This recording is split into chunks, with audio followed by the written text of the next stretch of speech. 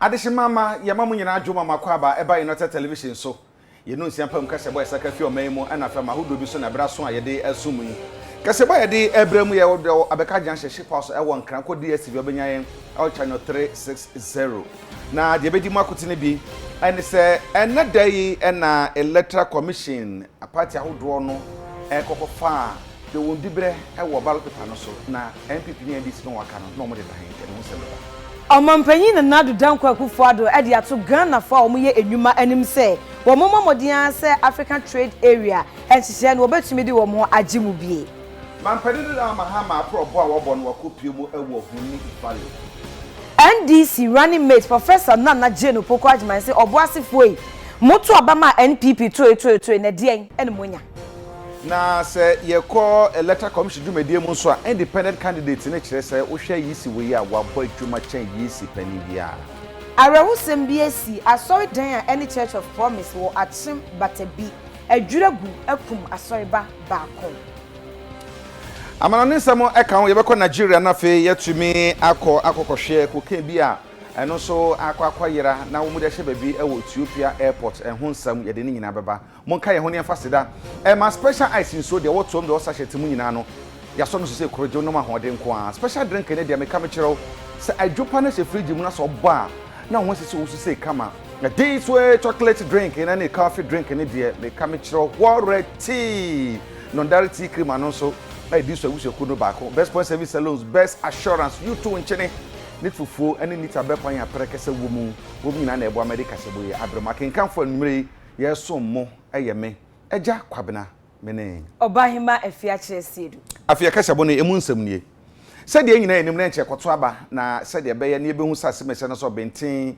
aha no da na etumi agina so de ato aba ma no ene letter commission so ye wo mo a esafata se wo mutumi agina ne ato omso aba no party saudu ni nyina ekoye balloting ekohwe bibia obi agina na mo yehwe dia esi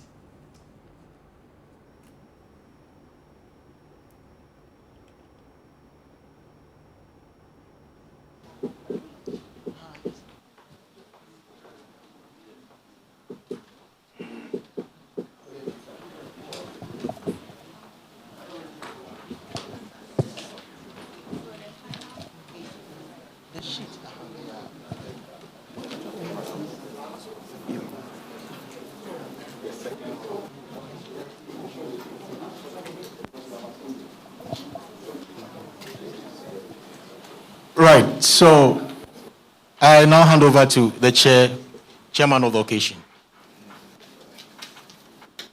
Okay. Thank you very much, Director Training, Mr. Buadu. And on behalf of the chairperson of the commission, we wish to thank you all very much. I think it has been a very good and exciting exercise. Everybody is happy about the position that they have, and the way you said you were singing and all that, you know. So the next thing is the printing of the ballots, which we will write to the political parties to send their agents to the printing houses. So there will be a letter to that effect very soon.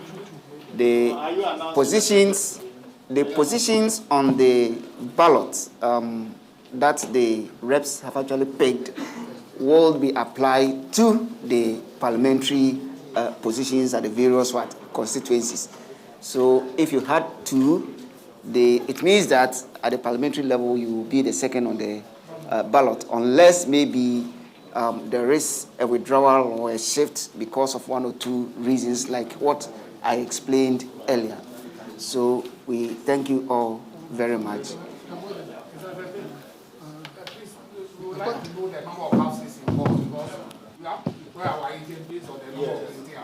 No, we will let you know. Yes. We will let you know. We'll write to you. Please, we will let you know as soon as possible. Letting us know is not a problem. How early? Because you see, this morning we were called around 9:10 to tell us about this balloting. That is problematic enough. So if you tell us that, you let us know. No, we will inform you ahead of time. We will do that. It is becoming characteristic of this electoral commission. You always have several things that have become characteristic, so don't worry. I think to conclude everything, the transparency of the EC has been fully manifested. And I think all observers will realize that Otukono's assertion didn't materialize. So we thank all of you for coming. And as you can clearly see, this is a major facet of the activities ahead of the 2020 elections. And I know for political parties, you needed this critically to be able to tell your people that your names are going to appear on this position, etc. So the EC is very grateful to all the media houses who made it. And subsequently, we are going to announce all the various activities that are very, very important as far as the elections are concerned. So, Mrs. Anna, without much ado, we can bring the curtain to an end. So when are we expecting the... So the outcome of the ballots is as follows. NPP will be the number 1 on the ballots.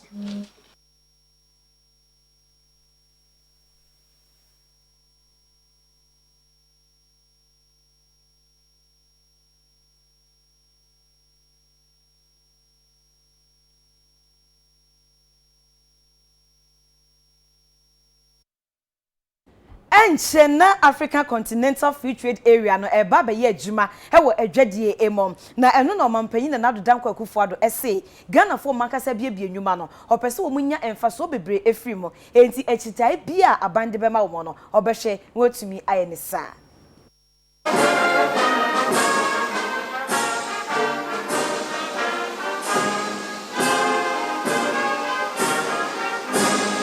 We expect the trading amongst member states on the continent, that is duty-free and quota-free, in a market of some 1.2 billion people, will boost significantly intra-African trade, stimulate investment and innovation, diversify exports, improve food security, foster structural transformation, enhance economic growth, unleash the entrepreneurial dynamism of the African peoples, and above all, create jobs for Africa's youth. We in Ghana cannot afford to let the window of opportunity slip. We hope that the private sector, facilitated and actively supported by government, will be at the forefront of trying to take advantage of the vast possibilities presented by the AfCFTA. Indeed, the coming into force and successful implementation of the AfCFTA tie in perfectly with the vision of moving our country to a situation beyond aid. That is, to a self-reliant Ghana that has freed herself from a mindset of dependence, aid, charity, and handouts, and is determined to make intelligent, disciplined use of her considerable resources the basis for her growth and prosperity. The realization of this vision can be sooner attained if we can leverage the trade and investment prospects the AfCFTA presents. We owe it to generations unborn to ensure that the biggest trading bloc on the globe, whose outcomes will be rewarding to all Africans, and which will assist in attaining the Africa we want, does not falter. Let us work together as stakeholders and strategic partners to unravel the complexities of regional integration and ensure that the implementation of the AfCFTA leaves no one behind. I wish you fruitful deliberations. May God bless Mother Africa and us all, and may God bless our homeland Ghana and make her great and strong. I thank you for your attention. Ghana Mampeni Dada His Excellency John Dramani Mahama at the Aprobation so na sisi akase okupie o Huni-Valley a wone akuafo ene wone etufa gudie na nanma hemfo ahia edi nkomo. Nyedikai meka enyoma kakre bi meka sabebre if say you're a member of parliament wabobo nyoma ni beso Nyedikai na oka small scale mining asem dodo na friend Galamsey ezu se mokaya 2016 obi twa video bi na nanado that time number here mampeni na or pray about one and I say NDC for ye di entro atono so say obeye mampeni a obegu Galamsey djuma no no say no kwe bi enim enya sa no kan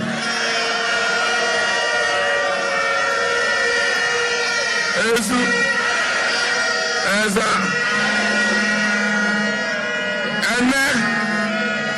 and small scale mining in Jumano, I have found Galamsey no. We're going to announce on Guno.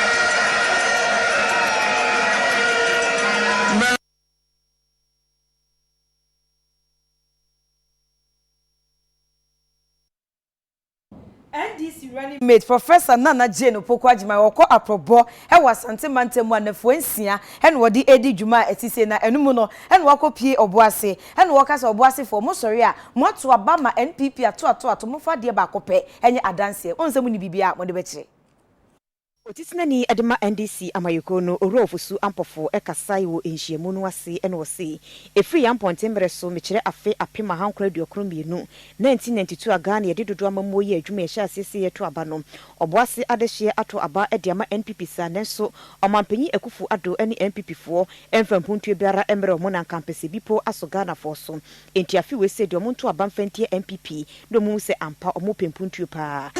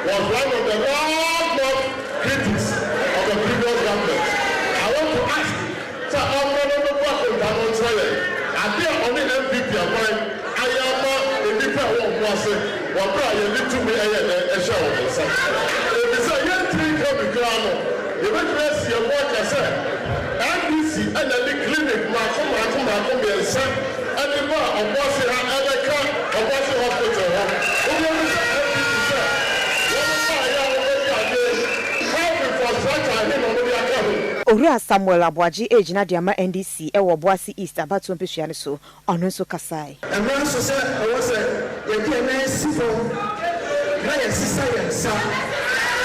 Afuwe ye sisa abato de ye tu e de pa buntu ye tu e de pa ye tu e de pa ahunto. Afuwe ye abato no ye fa ye sifo ye ndi ko na dache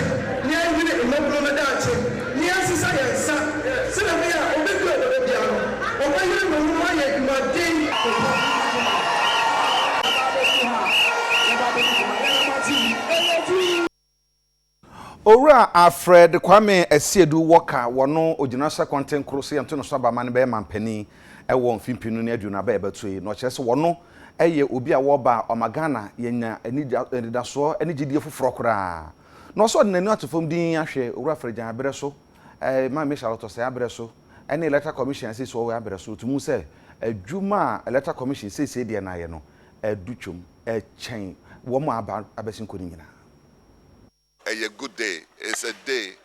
It's a day that Ghanaians are going to rejoice that they've made a decision once we take over power. You see, in life, you can't stop to fight.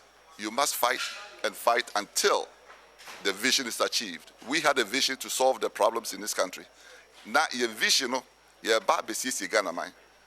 Media na be kind of say, young men, any ema, a woman nama sebe, wobunya bibiye. Na, who say amemfe or how a go so. One a gentleman, one maminum, one raho, say one bako school, and as a one costume one send a juma no one being yeno, one tick nearby. Or bad time bia any year, they say, wash any ba, none the bako school, and ye juma ye, no to be subi bishano, and I'm a boy. A no tick nearby. Ye ya sebe, ye nya bibi, Atanaso and Ejinasono, as I say, ye pay a huichi, nay bebois, ye mine. Now say ye na feel say okay me de menya me de nti no me mboa de a ene na sabe ye nim guase enu na ye hu wo hwa MPP ni NDC for bae se wani je se ne wo maye besi na de a ene na mpacho enye na wo hwe na se wani so nje a se de ya ba ya beti Ghana ho fa bebi a obi ase yabre ni MPP ni NDC enti se no musu frɛ onyakopon atie musu frɛ say Asiedu any joy Jacob say boa yaka bom say yeba abesisi Ghana man eno na Ghana for ka kire ya na ntiase aba eno tu na bini no etim up say aba Ojekopon hira yen say ye ni mu bi fa ye ho mbo afore eno tu na ba ye eno so ye ready pa sebe enye Ghana bibi na mepedi.